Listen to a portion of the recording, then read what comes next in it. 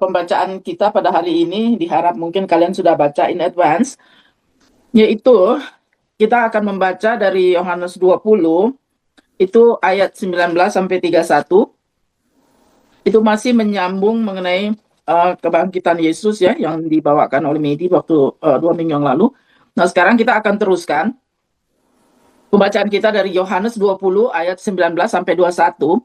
Sebenarnya perikop ini benar-benar menggambarkan kalau bisa diberikan tema, yaitu dari ketakutan menjadi kemenangan. Saya akan bacakan ya. Dari Yohanes 20 ayat 19 kita bagi 3 bagian. Jadi saya akan bacakan dulu sampai ayat 21. Oke. Yesus menampakkan diri kepada murid-muridnya. Ketika hari sudah malam, pada hari pertama minggu itu, berkumpullah murid-murid Yesus di suatu tempat dengan pintu-pintu yang terkunci, karena mereka takut kepada orang-orang Yahudi. Pada waktu itu, datanglah Yesus dan berdiri di tengah-tengah mereka dan berkata, "Damai sejahtera bagimu," atau bagi kamu. Dan sesudah berkata demikian, ia menunjukkan tangannya dan lambungnya kepada mereka. Murid-murid itu bersuka cita ketika mereka melihat Tuhan. Maka kata Yesus sekali lagi, "Damai sejahtera bagi kamu. Sama seperti Bapa mengutus aku, demikian juga sekarang aku mengutus kamu." Kita stop dulu sampai ayat 21 ini karena di dalam perikop yang kita akan baca ini kita akan bagi 3, yaitu bagaimana kehadiran Yesus mengubah situasi yang mencekam menjadi penuh harapan. Yohanes 20 ayat 19 sampai 31 menceritakan yaitu penampakan Yesus kepada murid-muridnya setelah kebangkitan, dan kehadirannya membawa damai sejahtera, pengutusan, dan pengulihan. Nanti later on bagi Thomas. Beberapa poin yang kita bisa pelajari adalah, pertama, yaitu damai sejahtera di tengah ketakutan. Para murid berkumpul dengan pintu terkunci karena mereka takut kepada pemimpin Yahudi. Tetapi kehadiran Yesus membuat suasana berubah completely. Di antara kita mungkin pernah juga punya pengalaman dari keadaan yang menakutkan, tapi karena sadar bahwa Ia Maha Hadir, sehingga hati kita pun menjadi damai dan tenang, because He is omnipresent. Yesus datang dan menyapa dengan kalimat, "Damai sejahtera bagi kamu." Sapaan ini bukan sekedar hanya basa-basi, melainkan kehadiran yang mengusir ketakutan dan menggantinya dengan sukacita yang nyata. Damai sejahtera bagi kamu. Kalau nggak salah ya, dalam bahasa Ibrani-nya Shalom Aleichem. Nah, sekarang kita lanjutkan Yohanes 20. Yohanes 20 ayat 23. Bunyinya, "Jikalau kamu mengampuni dosa orang, dosanya diampuni. 22 Tapi belum kalau ya? kamu..." Hah? 22 belum. Oke, 22. "Dan sesudah berkata demikian, ia mengembusi mereka dan berkata, 'Terimalah Roh Kudus.'" Ayat 23, "Jikalau kamu mengampuni dosa orang, dosanya diampuni. Dan jikalau kamu menyatakan dosa orang tetap ada, dosanya tetap ada." Sekarang kita teruskan ayat 24 sampai 29. Yesus menampakkan diri kepada Thomas. Tetapi Thomas, seorang dari ke-12 murid itu yang disebut Didimus, tidak ada bersama-sama dengan mereka ketika Yesus datang ke situ. Maka kata murid-murid yang lain itu kepadanya, "Kami telah melihat Tuhan." Tetapi Thomas berkata kepada mereka, "Sebelum aku melihat bekas paku pada tangannya, dan sebelum aku mencucukkan jariku ke dalam bekas paku itu, dan mencucukkan tanganku ke dalam lambungnya, sekali-kali aku tidak akan percaya." 8 hari kemudian, murid-murid Yesus itu berada kembali dalam rumah itu, dan Thomas bersama-sama dengan mereka. Sementara pintu-pintu terkunci, Yesus datang, dan ia berdiri di tengah-tengah mereka dan berkata, sekali lagi Tuhan berkata, "Damai sejahtera bagi kamu." Kemudian ia berkata kepada Thomas, khusus kepada Thomas, karena waktu itu dia tidak ada. Nah, sekarang dia khusus berkata kepada Thomas, "Taruhlah jarimu di sini, dan lihatlah tanganku.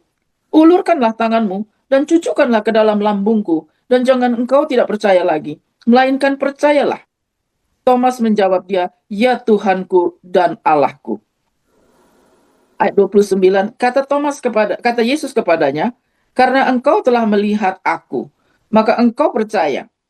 Berbahagialah mereka yang tidak melihat namun percaya." Poin yang kedua adalah mengenai pemulihan iman Thomas. Ketika pertama kali Yesus menampakkan diri, jadi Thomas yang disebut Didimus itu kan tidak ada di situ. Tapi waktu kehadiran Yesus yang kedua kali, Thomas ada, dan dia menuntut bukti fisik berupa paku dan luka di lambung Yesus. Kadang-kadang manusia itu, kita sebagai manusia itu kan bisa rapuh juga. Jadi pengalaman kehilangan yang berat dari seseorang yang kita kasihi dapat menggoncang iman seseorang. Namun Yesus dengan penuh kasih kembali menampakkan diri satu demi satu orang yang ragu, yaitu Thomas. Pengakuan iman yaitu di ayat 27 yang mengatakan, kemudian ia berkata kepada Thomas, taruhlah jarimu di sini, dan lihatlah tanganku, ulurkanlah tanganmu, dan cucukkanlah ke dalam lambungku, dan jangan engkau tidak percaya lagi, melainkan percayalah. Setelah itu kan Thomas berseru, ya Tuhanku, ya Allahku. Itu adalah satu pengakuan yang sangat-sangat mendalam akan keilahian Yesus. Kita lanjutkan, ayat 29. Kata Yesus kepadanya, karena engkau telah melihat, maka engkau percaya. Berbahagialah mereka yang tidak melihat, namun percaya. Ayat 30, memang masih banyak tanda lain yang dibuat Yesus di depan mata murid-muridnya, yang tidak tercatat di dalam kitab ini. Tetapi semua yang tercantum di sini telah dicatat, supaya kamu percaya bahwa Yesuslah Mesias, Anak Allah, dan supaya kamu oleh imanmu memperoleh hidup dalam namanya. Benar-benar menjadi satu berkat ya, yaitu menekankan mengenai iman, yaitu iman tanpa melihat secara fisik. Yesus menegaskan berkat bagi orang yang percaya tanpa harus melihat secara langsung.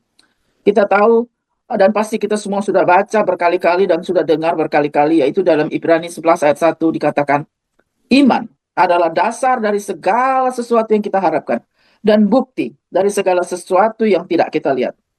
Jadi perikop terakhir dari Yohanes 20 ini menjelaskan bahwa tanda-tanda ini dicatat supaya semua percaya bahwa Yesus adalah Mesias, Anak Allah, dan memperoleh hidup melalui iman dalam namanya. Sekian, tolong ditambahkan oleh yang lain. Oke, silakan tolong tambahkan yang lain. Saya cuma keingat ini ya, menarik sekali juga. Seperti pintu-pintu, itu kan Tuhan Yesus kan disalib. Nah, waktu dia disalib itu kan semua orang ketakutan. Tapi sebelumnya Tuhan Yesus udah bilang kepada murid-muridnya kan, kamu harus saling mengasihi. Jadi mereka itu berkumpul bersama-sama. Yang waktu pertama kali Yesus ketemu dengan murid-muridnya itu cuma 10 orang kan. Thomas nggak ada di situ. Nah, karena Thomas nggak ada di situ, enak gitu. Thomas itu nggak di situ. Nah, ini pintu. Nah, kita itu banyak karena mereka tuh ketakutan. Kita bisa pakai untuk kehidupan kita sekarang ini. Kita tuh seringkali kalau dalam ketakutan, dalam problem ya, kita mengunci hati kita. Jadi memang betul murid-muridnya itu mengunci pintu erat-erat. Jadi orang luar nggak bisa masuk. The problem actually Tuhan Yesus nggak bisa masuk, ya kan? Dia aja karena dia secara mujizat kita tidak tahu gimana dia masuk gitu. Tapi kita sekarang ini gitu dalam sebagai orang anak-anak Tuhan itu jangan sampai keadaan itu mengunci hati kita sehingga begitu kalapnya, begitu bingungnya, gelapnya, sehingga Tuhan Yesus nggak bisa masuk. Karena seperti Malani bilang, begitu Tuhan Yesus masuk, damai sejahtera itu ada gitu. Kita harus membawa Tuhan Yesus. Dan juga jangan seperti Thomas yang mungkin dia udah begitu stress up, dia tuh memisahkan diri. Jadi kita juga jangan sampai memisahkan diri dari persekutuan, dari cell group, dari gereja. Sudah give up semuanya gitu. Saya melihatnya Thomas itu begitu stress up waktu dibilangin Tuhan Yesus itu hidup, dia nggak percaya. Sebelum aku mencocokkan tanganku ke dalam luka-lukanya, aku tidak percaya. Berarti dia tuh nggak mungkin gitu. Tapi waktu Thomas itu datang, ya dia langsung ketemu Tuhan Yesus kan. Nah kita juga begitu. Kita tuh sering kali ya, menurut saya, pengalaman saya yang kepala 7 ya, datang ke setiap Bible study, setiap hari Minggu itu dengerin khotbah, itu nanti kita itu akan bertemu dengan Tuhan melalui firman-Nya. Hanya mungkin satu kalimat itu akan mengubah cara hidup kita. Kita mungkin nggak ingat itu orang khotbahnya apa, tapi ada satu kalimat ya yang membuat kita itu ingat. Misalnya dulu sekali itu ada pendeta yang namanya Jeffrey Rahmat, ingat nggak? It was a long time ago. Tapi saya cuma ingat ada 3 kalimat yang bilang. Salah satunya itu dia bilang gini, hati-hati, dia bilang, someone always watching you. Ya, Tuhan selalu watching kita. Jadi kita itu kalau dalam melakukan segala sesuatu sebagai anak Tuhan tuh hati-hati. Jangan sampai jangan menjadi saksi yang buruk gitu. Hati-hati. There is always somebody watching you. Bukannya Tuhan saja, juga manusia itu lihat anak kita. Kalau kita maki-maki, anak dengerin, dia akan ikut-ikut misalnya gitu. Jadi itu misalnya, nah ini seperti ini kita jangan sampai miss gitu. Seperti Thomas gitu. Jadi waktu Thomas ketemu, semua problem dia hilang kan. Orang Tuhan Yesus ada, dia malah diganti dengan sukacita gitu. Jadi saya melihatnya, belajarnya untuk dalam keadaan sehari-hari itu, saya senang juga belajar gini. Dan waktu Tuhan Yesus menghembuskan Roh Kudusnya kepada murid-muridnya, kita ingat waktu Tuhan create kita, Tuhan kan menghembuskan nafasnya ke kita, makanya kita hidup kan. Sekarang Tuhan Yesus menghembuskan nafasnya kepada murid-muridnya ini sehingga mereka tuh lahir baru. Kan? Dulu kita create, sekarang kita nih lahir baru. Nah, karena itu kita harus menjadi manusia yang baru, yang lain dari yang lain gitu. Jadi kalau lihat bini lagi, wow, so interesting. Dulu, sekarang semua is top gitu ya. Jadi ya itu saya lihatnya ya gitu. Ya lihat dari komentar juga sih. Jadi oh iya gitu kan. Jadi saya bersyukur gitu. Inga begitu rajinnya untuk memimpin ini.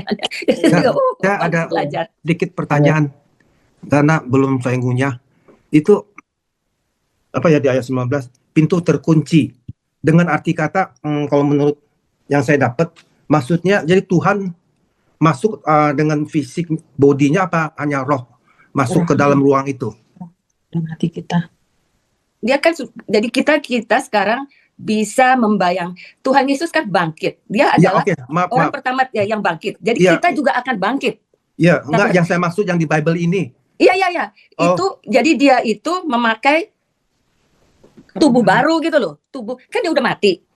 Tubuh dia yang sebelum dia mati itu udah nggak sama dengan tubuh dia.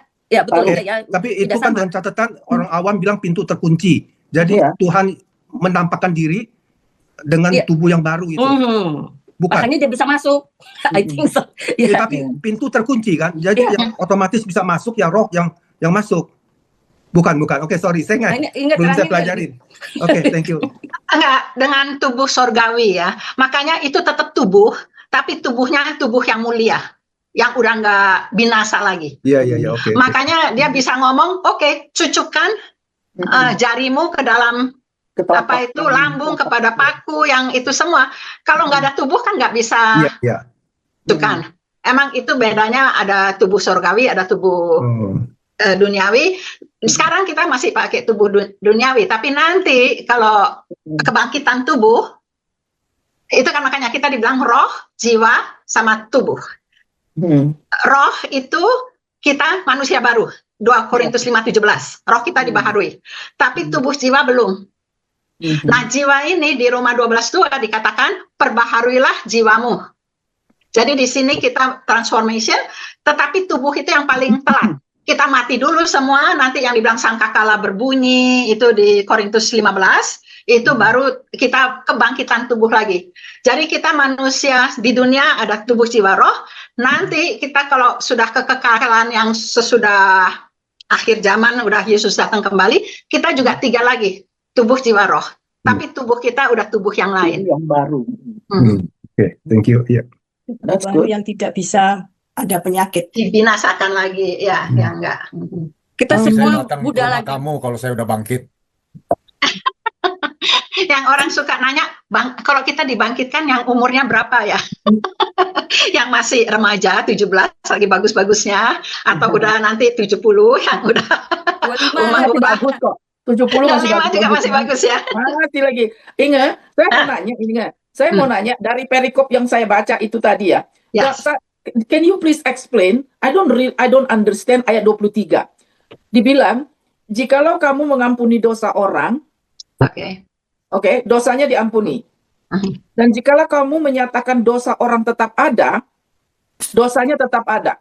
Can you elaborate itu? Kalau saya ngelihatnya, kalau kita sudah menjadi anak Tuhan, dikasih Roh Kudus, Ya. Tuhan itu memberikan kita kuasa, wewenang untuk menyatakan orang diampuni dosanya atau tidak. Ini kalau mau lihat contohnya ya, misalnya di Kisah Para Rasul. Waktu Petrus sudah kelar khotbah, ya. Udah, kita coba baca sama-sama deh ya. Kisah 2:36 sampai 40. Kisah Rasul 2.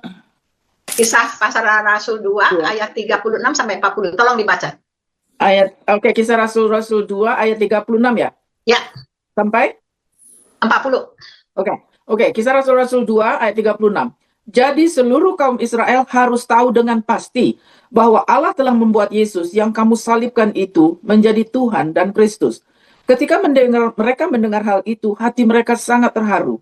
Lalu mereka bertanya kepada Petrus dan rasul-rasul yang lain, apakah yang harus kami perbuat, saudara-saudara?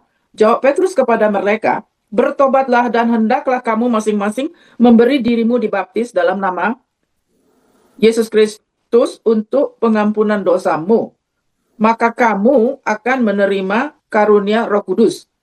Sebab bagi kamulah janji itu dan bagi anak-anakmu dan bagi orang yang masih jauh, yaitu sebanyak yang akan dipanggil oleh Tuhan Allah kita. Dan dengan banyak perkataan lain lagi, ia memberi suatu kesaksian yang sungguh-sungguh, dan ia mengecam dan menasihati mereka. Katanya, berilah dirimu diselamatkan dari angkatan yang jahat ini.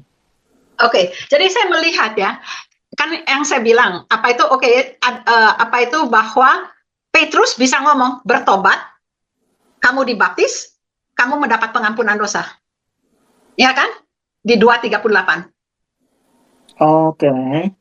Jadi, tapi yang saya lihat sebetulnya yang mengampuni dosa itu tetap Tuhan. Sebabnya kalau kita baca di 1 Yohanes 1 ayat 9, ya, itu dikatakan kita mengaku dosa kita, ia adalah setia dan adil, ianya huruf besar, sehingga ia akan mengampuni segala dosamu. Sebetulnya mengampuni itu tetap Tuhan yang bisa mengampuni dosa. Tapi kita dikasih wewenang, dikasih kuasa sebagai ambasador Tuhan, bisa mengatakan siapa, kalau kita, jadi di sini kan makanya Petrus bilang, kalau kamu bertobat, kamu memberi dibaptis, kamu mendapatkan pengampunan dosa. Dia mempunyai kuasa untuk mengatakan itu sebagai kayak ambasador dari Tuhan. Saya ngelihatnya gitu. Lantas kalau kita lihat di 40 kan dia bilang, dia kasih kesaksian, lantas dia mengecam. Jadi dia masih bilang, dan dia akan bilang, berilah dirimu diselamatkan dari angkatan yang jahat ini. Jadi dia tuh bisa bilang mana yang bisa diampuni dosa, mana yang tetap, yang dia bilang angkatan yang jahat. Dia tetap mengecam mereka. Jadi kita ini diberi kuasa untuk bilang kepada orang-orang, kalau kamu menerima Tuhan Yesus, kamu ini diampuni dosa-dosa. Ya. Kalau kamu nggak menerima Tuhan Yesus, gitu. Kita bisa menyatakan pengampunan itu. Jadi dari arah itu, Saya ngelihatnya sih gitu. I don't know, Pastor Liu.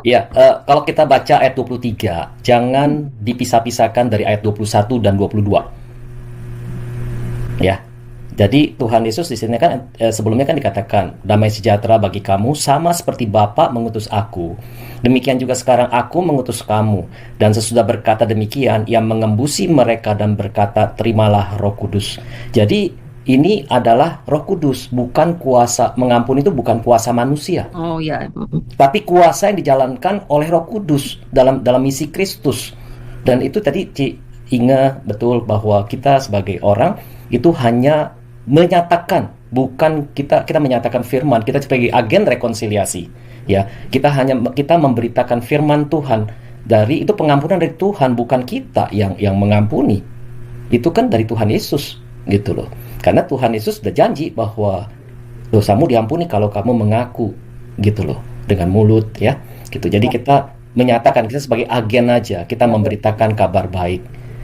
Gitu, itu aja yang saya mungkin bisa tambahkan ya. Jadi kita jangan keluar konteks, kita lihat ayat sebelumnya apa, tentang apa gitu. Itu aja yang mungkin saya bisa tambahkan gitu ya. Terima kasih.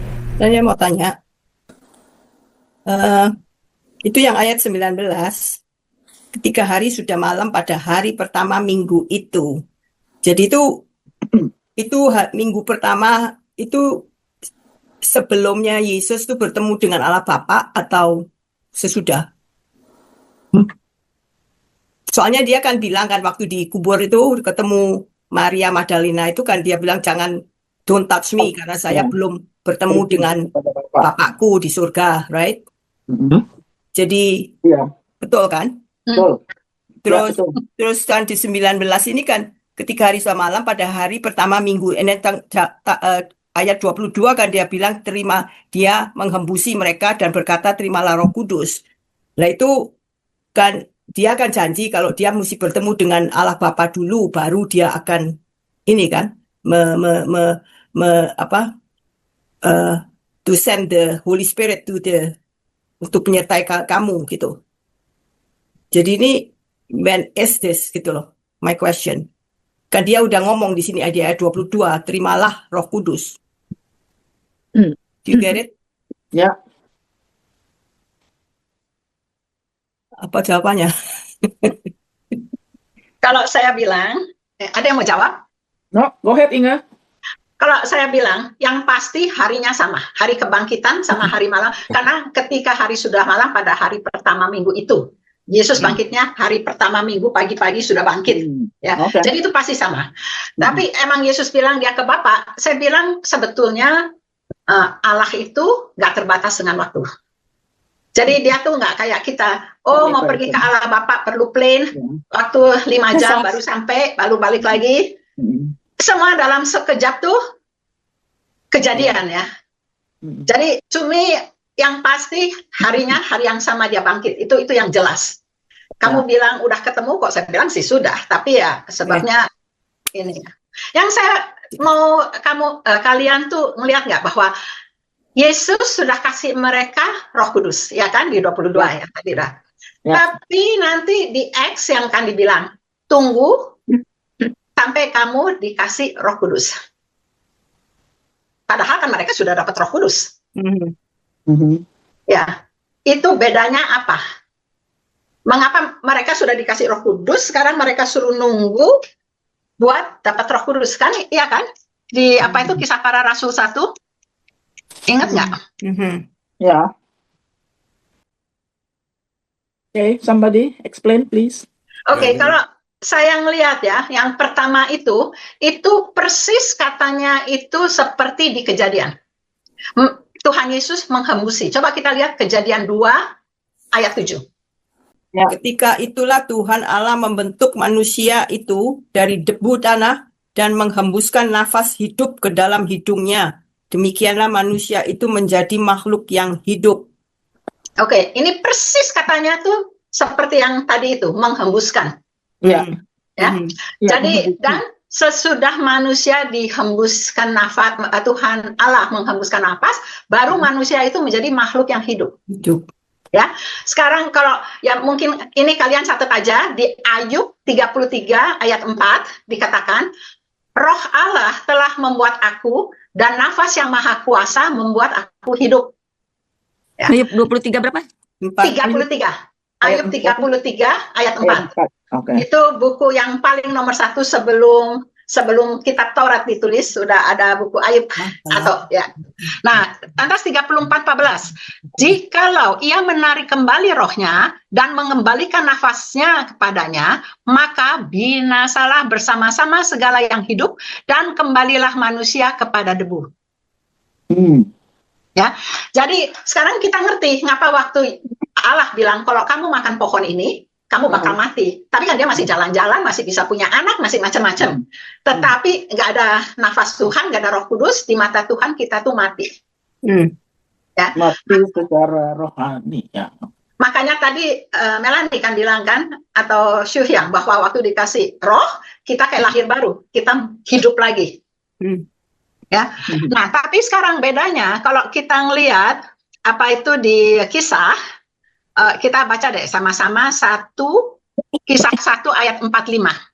Pada suatu hari, ketika ia makan bersama-sama dengan mereka, ia melarang mereka meninggalkan Yerusalem dan menyuruh mereka tinggal di situ, menantikan janji Bapa. Yang demikian katanya, telah kamu dengar daripadaku. Sebab Yohanes Pembaptis dengan Benar. Oke. Sebab Yohanes Pembaptis dengan air ini. Iya. sebab Yohanes membaptis dengan air, tetapi tidak lama lagi kamu akan dibaptis dengan Roh Kudus. Jadi kalau saya ngelihat yang tadi di Yohanes, Tuhan menghembuskan Roh Kudus. Jadi Roh Kudus masuk ke kita. Ya.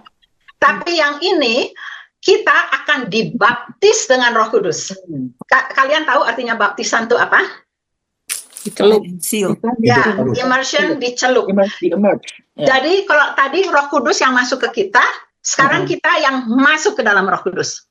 Dibaptis, kita dicelupkan 100% ke dalam Roh Kudus.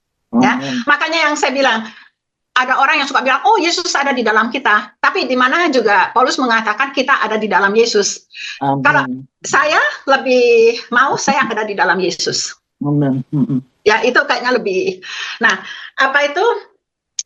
Tapi sekarang bedanya apa? Kalau waktu ini semua di Yohanes kita udah baca semua, jadi kalian mestinya udah tahu. Saya nggak usah perlu terang-terangin benar.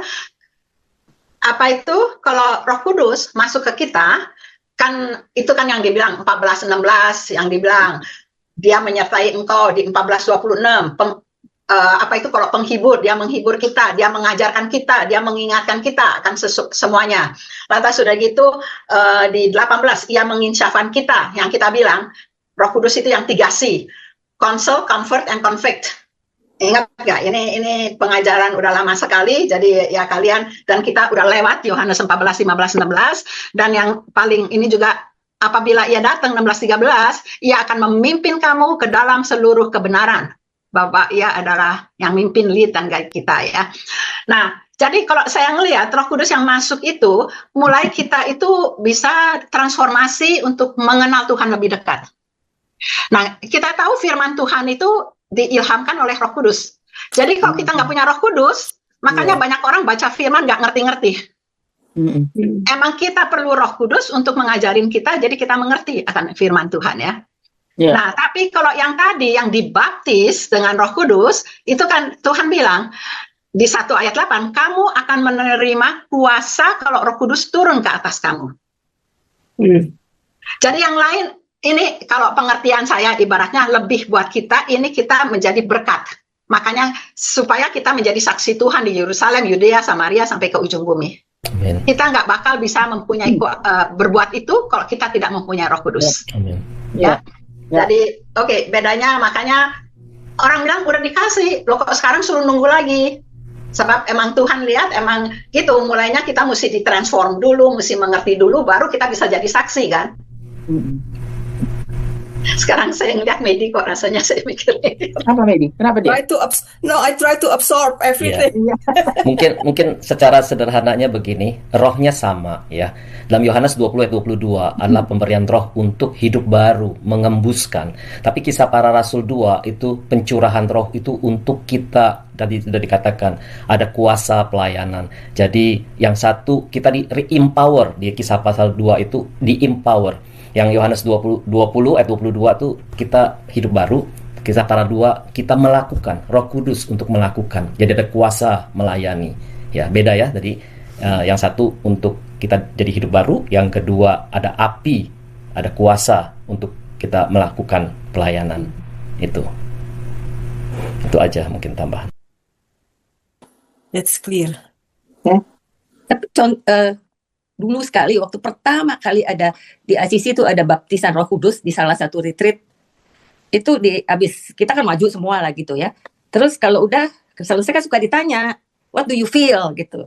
Apa dulu kan saya nggak ngerti banyak, pokoknya dulu baptis nggak gitu ngerti lah gitu. Pokoknya memang perlu kan Roh Kudus. Jadi itu dia bilang bedanya apa? Terus saya melihat waktu itu beda. Dulu saya orangnya memang kalau Belanda mungkin onosel ya gimana ya. Maksudnya tuh masih naif, bukan onosel. Naif banget. Jadi begitu ada berasa beda, maju aja ke depan bilang, saya dulu itu kalau nyanyi worship itu kan waktu pertama kali datang ke ICC kan dari gereja di Indonesia KKI itu kan nggak pernah tepuk tangan, nggak pernah angkat tangan gitu kan. Jadi datang ke ICC itu kaget-kaget. Waduh, Eka bilang, "Kim, tepuk tangan. Kemana bisa mana bisa saya begitu. Antekostal nih. Ya. Terus udah terus kalau angkat tangan juga ya udah lama-lama bener juga udah ngerti agak masuk gitu. Kalau angkat tangan tuh cuma dikit aja begitu aja gitu, nggak itu. Tapi begitu itu saya merasa tiba-tiba di tangan berani ke atas gitu ya. Jadi maju aja. Saya bilang saya dulu cuma setengah, saya ke atas gitu, nggak tahu orang mikir apa. Pokoknya but since then terus terang aja berani dah gitu. Jadi memang ada suatu keberanian gitu, nggak tahu dari mana gitu.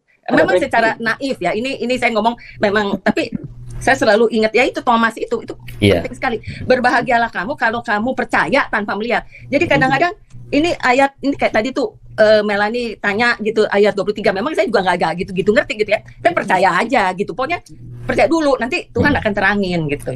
Jadi saya lihatnya sih gitu. Betul memang ada kuasa kalau kita dibaptis Roh Kudus gitu. Memang kalau saya lihat di sini ada relate ya sama Thomas ya, sama keraguannya. Thomas nggak percaya begitu aja dari cerita orang gitu ya. Dia kan perlu bukti gitu ya, harus dicukin tangannya. Tapi Yesus nggak marah. Dia malahan dia undang Thomas untuk sentuh lukanya. Dari sini sebetulnya saya belajar ya bahwa keraguan kita ya itu bukan dosa loh. Tapi keraguan yang jujur ya, kita mesti ini ya. Keraguan yang jujur itu bisa membawa iman yang lebih dalam ya. Yesus sabar semua kepada orang yang bergumul, yang ragu-ragu tuh Yesus sabar. Nah, di dalam pelayanan ini kita perlu ruang bagi orang-orang yang bertanya. Kan orang ragu-ragu nih. Jadi bukan paksa mereka, ayo percaya cepet-cepet, enggak begitu. Ya, Tuhan tuh Yesus sabar untuk orang supaya dia mengerti ya. Di sini kan contohnya jelas sekali Thomas ragu-ragu, tapi Tuhan tuh sabar. Dia akan memberikan pengertian kepada orang-orang yang ragu tepat pada waktunya Tuhan. Karena Tuhan tahu kita siap apa enggak gitu loh. Nah ini yang saya belajar dari situ ya. Tuhan tuh sabar terhadap orang-orang yang bergumul, bertanya-tanya. Mungkin kita sudah jelaskan masih belum ngerti. Tuhan tuh sabar. Tapi pada waktunya Tuhan akan memberikan pengertian yang tepat pada waktunya gitu. Tanpa kita paksa ya. Itu aja. Terima kasih. Ya, it's true. Tapi yang penting dari kita itu kan ada kehausan untuk bukan gitu, tapi ada keinginan untuk mengerti apa ya kira-kira maksudnya gitu lah. Oke, kalau saya bisa tambahin ya perkara Thomas ya. Emang orang sering bilang Thomas ragu-ragu. Kok saya bilang dia nggak ragu-ragu, dia honest banget, dia akan bilang saya nggak percaya 100%. Ini ya. Tapi yang saya ngelihat kita tuh hidupnya kan ada karakter sama personality ya. Ini mulailah ya. Nah, kalau karakter itu bisa dirubah. Itu pembaharuan karakter yang 9 buah Roh Kudus. Tapi kok personality itu kan masing-masing kan. Jadi ada. Nah, saya nggak pernah belajar psikologi, tapi saya belajar bahwa Thomas itu pragmatis. Gaya nih saya lagi. Tapi pokoknya jadi orangnya yang realistik. Nah saya ngelihat emang tuh yang tadi Pastor Liu bilang emang benar. Makanya kalau kita ngelihat ya dari sebelumnya, Maria itu artinya tuh lebih kuat daripada suaminya, Yosef. Maria maminya Yesus. Makanya Maria, malaikat datang ke Maria. Tapi Joseph selalu dikasih cuma ngimpi. Nggak pernah kan Joseph didatengin malaikat kan. Sebab kayaknya Joseph kalau didatengin malaikat dia bisa shock, bisa pingsan ibaratnya ngomong kasarnya. Tapi jadi Tuhan itu tahu kita emang ciptaan Tuhan. Jadi bagaimana ini ya itu ininya saya ya, pandangan saya. It does make sense though. Dan saya melihat ya yang tadi ditulisin ya. Sesudah Tuhan berkata kepada Thomas, taruh jarimu, tanganmu, itu semua. Tetapi belakangnya dia bilang, dan jangan engkau tidak percaya lagi, melainkan percayalah. Jadi di sini kayak Tuhan tuh ngasih perintah, ya kan? Mengapa Tuhan bisa kasih? Jadi sekarang kita tahu bahwa percaya itu adalah unsurnya yang terpenting adalah kehendak kita. Jadi makanya Tuhan juga bisa bilang, kasihilah musuhmu. Sebab mengasihi itu adalah choice. Ini juga percaya adalah choice kita. Ya, jadi bukan perasaan. Ada orang kan bilang, waduh nggak bisa. Bukannya bisa nggak bisa, tapi mau atau tidak mau. Oke. Ya, karena kayak mungkin benar nggak kalau ayat yang bilang kasihilah. ampunilah, percayalah. Itu kan kata kerja, right? Jadi Betul. nggak bisa pasif. It's an active word. Yes. Jadi, Yes. jadi tadi itu yang bilang Roh Kudus itu kan dihembuskan yang kejadian kan? Kamu masih di sana. Okay, let's go back. I know. Let's go back. I just want to clarify. Yeah, Jadi okay, you said kan pertama kan dihembuskan kan? Yes, yes, yes, yes. Yes. Right? Terus yang Ya. kedua apa? Dibaptis. Dibaptis kan? Ya. Oke. Terus dibaptis itu kan baptis dengan air and then Roh Kudus kan datang kan? Kalau Tuhan ngomongnya apa itu Yohanes membaptis dengan air, tetapi tidak lama lagi kamu akan dibaptis dengan Roh Kudus. Ya. Oke. Oke. And then sekarang apa? Sekarang yang ketiga itu gimana dengan baptisan Roh Kudus? Ya itu, Nah itu. baptisan. Tapi Dibaptis. kan oke. Sekarang kan kita udah dibaptis, let's say. Tadinya kan kita udah, and then the Holy Spirit. But we didn't feel anything sampai kita bisa dapat we are doing the baptisan Roh Kudus again gitu loh. Tapi because it happened to my experience myself personal gitu. Oke. Jadi I get another baptisan Roh Kudus, right? Yang mana I feel that itu yang menggerakkan my whole ini. Jadi kehausan apa semua itu timbul dari situ. Oke. Ya udah Jadi- dibaptis. I know Jadi- kalau sudah dibaptis Ya. air, selam, and then of course, the Holy Spirit is in you already, right? Tapi Ya, tapi itu belum baptisan Roh Kudus. belum, Kalau iya dibaptis makanya. air belum berarti dibaptis Roh Kudus. Yeah. Oke, Makanya di Kisah Para Rasul itu banyak ngomong, oh kamu udah dibaptis, oh dengan baptisan siapa? Baptisan Yohanes, nama cuma Yesus Kristus, lantas Paulus Ya. atau Petrus datang lantas dibaptis Roh Kudus. Di Yohanes 19 atau mana ya? Yeah. Kalau saya bilang juga banyak ya, kalau air itu jelas ya, tapi kalau Roh Kudus itu kadang-kadang juga pasti, tapi orang nggak selalu. Nggak sadar. Ya, sebabnya oke, kayak di 2 Korintus 1:21. Itu kan dikatakan sebab Dia yang telah meneguhkan kami bersama-sama dengan kamu dalam Kristus adalah Allah yang telah mengurapi, memeteraikan tanda miliknya atas kita dan memberikan Roh Kudus dalam hati kita. Jadi kalau kita emang udah terima Tuhan, Tuhan tuh emang sudah meteraikan. Emang waktu muridnya itu yang pertama kelihatan Yesus menghambusi. Tapi kita kan kalau terima Tuhan emang sudah dimeteraikan. Di Efesus 1 juga apa itu 13. Karena kamu telah mendengar firman kebenaran Injil, ketika kamu percaya dimeteraikan dengan Roh Kudus yang dijanjikannya. Tuhan udah menjanjikan kalau kita terima emang dimeteraikan dengan Roh Kudus. Oke. Makanya kita yang lahir baru, kita hidup kembali, itu semua itu. Ya. Apa tadi saya mau ngomong apa tapi udah lupa, maklum kalau menurut Anwar sudah kepala 7. Ya, to me, my personal is kita perlu still the baptisan itu Roh Kudus itu. Oh ya. Udah kamu ya. Iya. Jadi tiga kali gitu loh. Maksudnya tiga cara. 3 cara tuh yang mana? Yang satu dibaptis air, lantas kamu sangka, lantas itu kita dimeteraikan dengan Roh Kudus. Ya, Itu pasti. Ya. Tapi ya, kalau itu. baptisan Roh Kudus itu yang orang bilang kayak pencurahan Roh Kudus, biasanya disertai. Makanya waktu Petrus pergi ke Cornelius, ingat nggak di Kisah Para Rasul 10? Kan apa itu? Atau 16 ya kayak. Udah lupa lah. 16 kayaknya.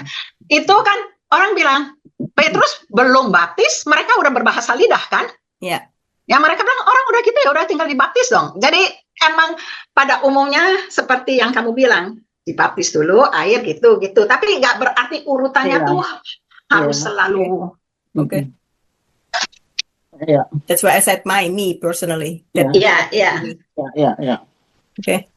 Ya mungkin maksudnya itu kayak manifestasinya ya kayak tadi yang contohnya Suyang itu tiba-tiba dia merasa maksudnya udah ada breakthrough gitu ya, yang maksudnya begitu ya. Jadi dulu kayak nggak ngerti, ragu-ragu, tapi suddenly dari breakthrough karena ada Baptisan Roh. Ya. baptisan Roh Kudus. Jadi berani kita. Iya, jadi ya. Jadi kita lebih haus membaca firman, lebih mengerti firman, lebih our heart is touched, our heart is more open and But that is also karena kita itu menerima dan mengimankan, dan kita dengan intensi, Amin. intention itu kita nyatakan kerinduan kita itu. Yeah. So you come back to the heart of worship, and that heart of worship is worship. So as soon anyone in what position you are, as soon as you intentionally seek for the truth, you will get it. Iya. Harus ada kehausan memang. Ya. Ya, sorry tadi yang saya bilang di Cornelius, kayaknya bukan di Cornelius, tapi saya pernah baca ada yang pokoknya orang udah berbahasa lidah, udah dibaptis, lantas pokoknya salah satu murid bilang nunggu apa lagi, mereka udah.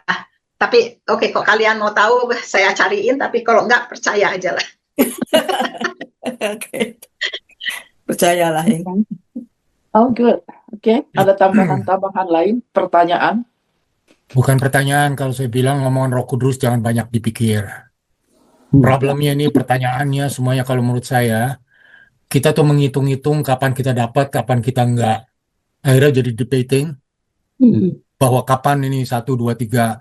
No, if you on fire, if you know the wisdom already coming to you, and hidup kamu itu sudah menjadi berkat, sudah semua, I think that's the most important. Dan kita bilang kapan ya kita dapat Roh Kudus.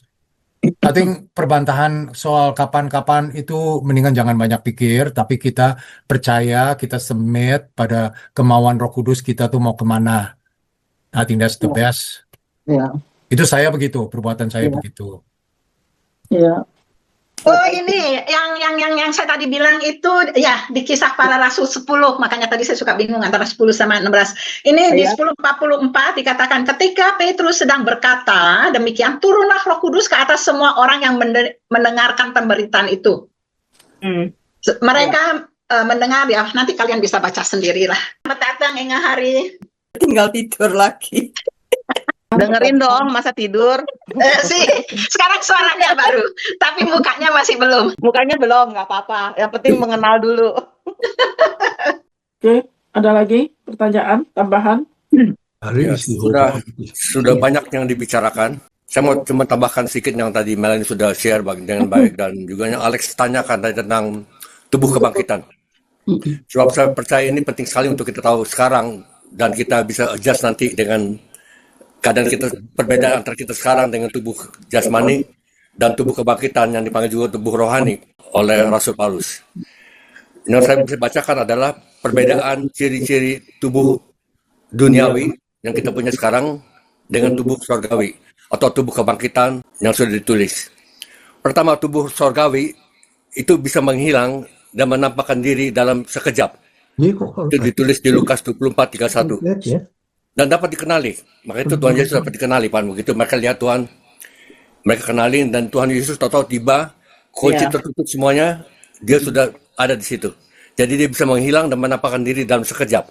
Nomor 2, tubuh rohani berbentuk serta bisa makan. Itu di Lukas 24, 36, 43.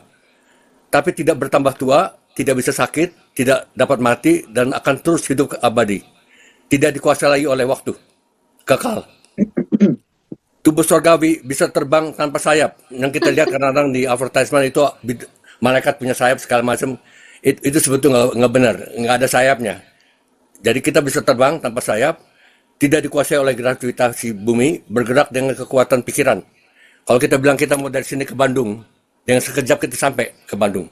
Tanpa kapal terbang, tanpa drone, tanpa segala macam alat-alat, itu akan terjadi dengan tubuh surgawi kita. Tubuh surgawi bisa menembus pintu terkunci dan tembok, itu yang tadi kita sudah baca, datang dalam sekejap dan dapat dikenali sosoknya.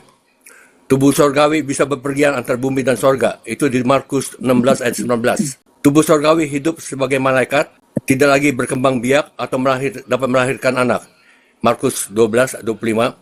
Tidak ada lagi kawin mengawinkan secara tubuh, warga kerajaan sorga tidak dapat bertambah jumlahnya. Jadi kalau kita nanti di sorga itu nggak ada lagi mengawinkan, nggak ada lagi anak bisa punya anak, tapi akan tetap jumlahnya. Kalau umpama kata sekarang masuk sorga berapa bilion orang, itu akan tetap kekal berapa bilion orang itu aja. Tidak lagi ditambah atau dikurangi. Itu yang saya bisa tambahkan mengenai tubuh sorgawi. Sebab penting kita mengerti itu sekarang, karena banyak pengajaran-pengajaran sekarang yang saya lihat orang bisa bunuh diri karena akan mendapat 72 perawan. Apa gunanya? Nggak bisa kawin mengawinkan lagi. Itu pengajaran yang ngaco semacam di akalin orang. Saya nggak ngerti dari mana datangnya. Tapi untuk mengerti itu lebih lanjut lagi, kita harus mengerti yang benar. Sebab kebenaran itu akan set you free, akan membebaskan kita untuk melakukan yang benar. Oke, itu hanya yang saya tambahkan sedikit. Mungkin ada pertanyaan. Thank you, Ko Sunil. Ya, lebih jelas. Oke, ada lagi yang lain? 72 perawan itu pengajaran orang Muslim, Pak. Kalau Kristen enggak ya. Ya iyalah, of course. Saya nggak mau ngomong aja. Iya, memang of course orang. Oke, apalagi? Ingat jam 12.20 sekarang. Okay, you are the boss now. Nah iya, mau. Biasanya kan kalian tutup 12:30 kan? Is it? Setelah kita kan ada itu ya, biasanya ada exercise. Yes. Yeah. Okay. Should we close now? Sure. Sure. Itu ada di Markus 12 ayat 25, terus ada di mana lagi? Ko Sunil, ada pertanyaan tuh. Ayat-ayatnya Yang tadi, ya. tubuh kebangkitan, tubuh sorgawi, yang saya catat di Markus 12 ayat 25, terus di mana-mana lagi. Wah, itu sebetulnya nanti saya kasih bukunya, dah ada di dinamika intimasi. Jangan kasih buku bingung, Sunil. Kasih aja ayat-ayatnya. Tadi barusan disebut 19, Markus 16, ada lagi yang bisa dalam sekejap mata. Jadi Yesus sama muridnya. Dan satu lagi, Markus 12, Markus 11, dan satu lagi. 16, Markus 16, 19 tadi yang. Thank you. Markus 12:25 itu bicara kita tidak bisa berkembang biak lagi itu. Ya, itu dia udah dapat. Itu Markus 12:25. Ya udah, tahu. Kalau tubuh sorgawi bisa berpergian antara bumi dan sorga, itu ada di Markus 16:19. Iya. Dapat ya? Udah, thank you. Oke. Oke, kalau kalian mau baca ini tuh di kebangkitan tubuh itu 1 Korintus 15, 35 sampai 58. Yang dibilang ada tubuh sorgawi, ada tubuh duniawi, kemuliaan tubuh sorgawi. Jadi kalian bisa tambah banyak lagi. Mana? Kebangkitan tubuh 1 Korintus 15, 35 sampai 58. 50 sampai 55 juga. Jadi 1 Korintus 15, 50 sampai 55. Tapi ya seluruh kebangkitan ada di 1 Korintus 15. Alright. Jadi our next meeting itu on site tanggal 28 hari Sabtu. Bagi yang belum mendaftar, make sure register kepada Inga nanti. Jadi kita close, setelah itu ada exercise ya dari Cisian. Okay. And the next one itu bulan April. April 8. Facilitator Roni, Praise Worship, Maydi. April 8, Yohanes 21, 1 sampai 14. Yuk kita tutup yuk. Ya, kita tutup ya. Oke, kita doa ya. Bapa kami yang di surga, Bapa yang baik, Bapa yang sungguh mengasihi kami. Terima kasih ya Tuhan untuk pagi ini, di mana kami sudah boleh membahas sebagian daripada firman-Mu. Terima kasih Tuhan untuk teman-teman juga yang sudah hadir. Tuhan, kami berdoa Tuhan, biarlah hati kami terus haus akan firman-Mu, seperti rusa yang merindukan air, seperti penjaga yang menantikan pagi. Biarlah kami terus begitu eager dan excited Tuhan, untuk selalu mau belajar firman-Mu, untuk selalu mau mengerti Engkau lebih dalam lagi. Terima kasih Tuhan bahwa Engkau adalah Bapa kami, Engkau adalah sahabat kami, Engkau adalah segala-galanya buat kami. Terima kasih ya Tuhan, sebentar kami akan berpisah. Kau sertai kami Tuhan melanjutkan kegiatan kami untuk sehari demi hari. Sampai kami nanti akan bertemu pada hari Minggu. Terima kasih Tuhan, karena kami sudah berdoa demi nama anak-Mu Yesus Kristus. Amin. Terima kasih Mel, very good. Amin. Thank you semuanya. Bye. Siapa mau ikut exercise, please? Oke. Bye.